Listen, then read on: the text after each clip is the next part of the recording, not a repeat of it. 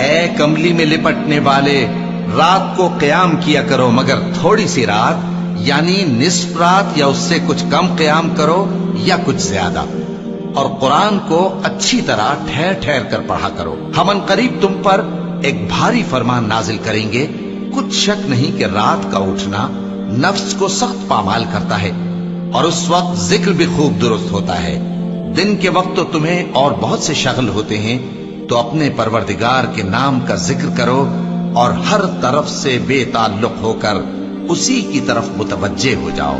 وہی مشرق اور مغرب کا مالک ہے، اس کے سوا کوئی معبود نہیں، تو اسی کو اپنا کارساز بناؤ۔ اور جو دل آزار باتیں یہ لوگ کہتے ہیں ان کو سہتے رہو، اور خوبصورتی سے ان سے کنارہ کش رہو، اور مجھے ان جھٹلانے والوں سے جو دولت مند ہیں سمجھ لینے دو، اور ان کو تھوڑی سی مہلت دے دو۔ کچھ شک نہیں کہ ہمارے پاس بیڑیاں ہیں اور بڑی زبردست آگ ہے، اور گلے میں اٹکنے والا کھانا ہے، اور درد دینے والا عذاب ہے۔ جس دن زمین اور پہاڑ کانپنے لگیں اور پہاڑ ایسے بھر بھرے ہو جائیں گے جیسے ریت کے ٹیلے، اے اہل مکہ،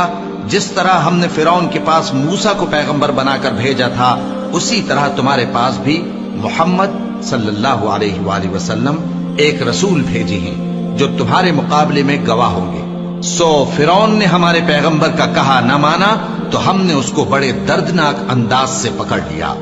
اگر تم بھی ان پیغمبر کو نہ مانو گے تو اس دن سے کس طرح بچو گے جو بچوں کو بوڑھا کر دے گا، جس سے آسمان پھٹ جائے گا۔ یہ اس کا وعدہ پورا ہو کر رہے گا۔ یہ قرآن تو نصیحت ہے، سو جو چاہے اپنے پروردگار تک پہنچنے کا راستہ اختیار کر لے۔ تمہارا پروردگار خوب جانتا ہے کہ تم اور تمہارے ساتھ کے لوگ کبھی 2/3 رات کے قریب اور کبھی آدھی رات اور کبھی تہائی رات قیام کیا کرتے ہو، اور اللہ رات اور دن کا اندازہ رکھتا ہے۔ اس نے معلوم کیا کہ تم اس کو نبھا نہ سکو گے، تو اس نے تم پر مہربانی کی،